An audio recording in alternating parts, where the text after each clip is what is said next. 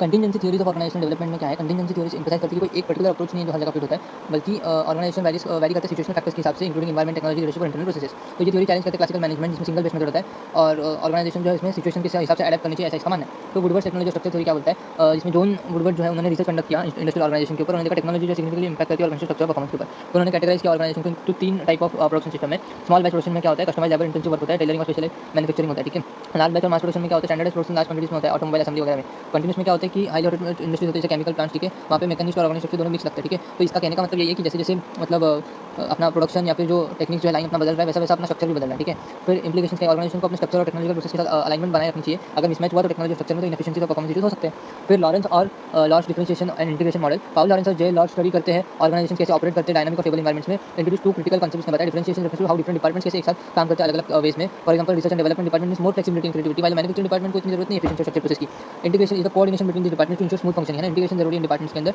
एक ऑर्गेनाइजेशन जो है फास्ट चेंजिंग इंडस्ट्री में सच टेक्नोलॉजी जहाँ पे है, यहाँ पे स्ट्रॉन्ग इंटीग्रेशन है, वहाँ पे क्विकली मार्केट चेंज हो रहा है, ठीक है। और एक कॉन्ट्रास्ट में अगर देखो तो ऑर्गेनाइजेशन स्टेबल इंडस्ट्री में है जैसे ट्रेडिशनल फंक्शनिंग, तो वहाँ पे इंटीग्रेशन इतना जरूरी नहीं है। इंप्लीकेशन क्या है, ऑर्गेनाइजेशन रैपिडली चेंज हो रहा है इंडस्ट्री जो है, तो डिफरेंशिएशन होता है स्ट्रॉन्ग इंटीग्रेशन मैकेनिज्म्स में, जैसे कि रेगुलर मीटिंग्स और कॉस्ट स्ट्रक्चर टीम में। और ऑर्गेनाइजेशन जो स्टेबल एनवायरनमेंट्स में उसमें फंक्शन इफेक्टिवली करने के लिए लेस डिफरेंशिएशन लगता है और सिंपल कोऑर्डिनेशन मेथड से भी काम चल जाता है, ठीक है। मिनवर्क कॉन्टिजेंसी मॉडल क्या बोलते हैं, मिनवर्क आइडेंटिफाई करते हैं 6 coordinate mechanisms and how organization function कैसे करता है। Mutual adjustment, rely on informal communication and work planning startup, है ना, कि एडजस्टमेंट करने पड़ते हैं उनको इनफॉर्मल कम्युनिकेशन करके स्टार्टअप वगैरह करके। डायरेक्ट सुपरवाइजन क्या है, जिसमें डायरेक्टर मतलब डायरेक्टर नहीं, मैनेजर जो है वो डायरेक्ट करता है एम्प्लॉइज को, मेनली मतलब स्मॉल बिजनेस में ये देखा जाता है। फिर स्टैंडर्डाइजेशन ऑफ वर्क प्रोसेस में क्या क्या है, जिसमें वो स्पेसिफिक प्रोसीजर बताते हैं टास्क के लिए मैन्युफैक्चरिंग में। फिर स्टैंडर्डाइजेशन ऑफ स्किल्स मींस क्या, एम्प्लॉय जो एक्सपर्टीज और ट्रेनिंग के ऊपर रिलाई करते हैं ना कि डायरेक्ट सुपरविजन के ऊपर। फिर स्टैंडर्डाइजेशन ऑफ आउटपुट्स क्या है, एम्प्लॉय अचीव करते हैं स्पेसिफिक परफॉर्मेंस आउटकम्स जो सेल्स और कंसल्टिंग फर्म में यूज किया जाता है। स्टैंडर्डाइजेशन ऑफ नॉर्म्स क्या है, ऑर्गेनाइजेशन कल्चर जो है शेप करता है बिहेवियर जो कि नॉन प्रॉफिट या मिशन ड्रिवन ऑर्गेनाइजेशन में देखा जाता है। फिर मिनवर्क also classified based on the structure के ऊपर। एंटरप्रेन्योर ऑर्गेनाइजेशन जो है उनमें सिंपल स्ट्रक्चर रहता है, स्ट्रॉन्ग लीडरशिप रहता है, ठीक है, जो कि स्टार्टअप और फैमिली बिजनेस में रहता है। मशीन ब्यूरोक्रेसी में हाईली फॉर्मलाइज और सेंट्रलाइज रहता है। फिर प्रोफेशनल ब्यूरोक्रेसी मतलब क्या, जो स्पेशलाइज स्किल्स के ऊपर रहता है यूनिवर्सिटी और लॉ फर्म्स में। फिर डिविजनलाइज ऑर्गेनाइजेशन क्या, जो सेपरेट सेमी ऑटोनॉमस डिविजन रहते हैं मल्टीनेशनल कॉर्पोरेशन जैसा। फिर एडवोकेसीज और जो रहते हैं वो फ्लेक्सिबल रहते हैं, इनोवेशन ड्राइवन रहते हैं, उसमें रिसर्च इंस्टीट्यूट में और टेक्नोलॉजी फॉर्म में देखा जाता है।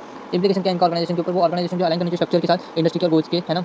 फिर रिजिड ब्यूरोक्रेसी यहाँ पे काम करते हैं स्टेबल एनवायरनमेंट में, लेकिन इनोवेटिव इंडस्ट्री को फ्लेक्सिबिलिटी की जरूरत पड़ती है डिसीजन मेकिंग के लिए। फिर फील्डर कंटीजेंसी मॉडल लीडरशिप क्या बोलता है, जिसमें टास्क ओरिएंटेड लीडर रहते हैं और रिलेशनशिप ओरिएंटेड लीडर्स रहते हैं। टास्क ओरिएंटेड वाले जो है वो फोकस करते हैं कि मतलब वो हाईली कंट्रोल और स्ट्रक्चर रखते हैं चीज़ों को। रिलेशनशिप वाले जो टीम वर्क और इंटरपर्सनल रिलेशनशिप के ऊपर ज़्यादा ध्यान देते हैं, ठीक है। फिर फील्डर आइडेंटिफाई 3 फैक्टर देखे उसने, जिसमें लीडर मेंबर रिलेशन थे और टास्क स्ट्रक्चर असिस्टेंस था और पोजीशन पावर था, ठीक है। तो लीडर मेंबर रिलेशनशिप में उन्होंने लेवल ऑफ ट्रस्ट और रिस्पेक्ट कैसा है, ठीक है। फिर टास्क स्ट्रक्चर में उन्होंने देखा क्लियरली डिफाइंड और एम्बिगियस है, वो देखा गया। फिर पोजीशन पावर जो लीडर की कैसी है ना, कि लीडर स्ट्रॉन्ग अथॉरिटी है और उसका कंट्रोल कैसा है वो सब। फिर इंप्लीकेशन क्या है, उसके ऑर्गेनाइजेशन में मैच लीडरशिप स्टाइल जो है वो मैच करना चाहिए, ना कि एक्सपेक्ट करना चाहिए सिंगल लीडरशिप स्टाइल, ठीक है। ये टेक अवे क्या है, कंटीजेंसी थ्योरी एक यूनिवर्सल सॉल्यूशन नहीं रहता। फिर टेक्नोलॉजी जो इंट्रोड्यूस करता है स्ट्रक्चर को, और बैलेंस बिटवीन डिफरेंशिएशन इंटीग्रेशन ये क्रूशियल है। डिफरेंट एनवायरनमेंट जो है रिक्वायर करते हैं different structures. Leadership effectiveness depend करता है सिचुएशनल फैक्टर्स के ऊपर। तो ये सारी चीजें अप्लाई करने से कंटीजेंसी थ्योरी जो है हेल्प करता है मतलब ऑर्गेनाइजेशन को अडेप्टिव और इफेक्टिव रहने में, ठीक है।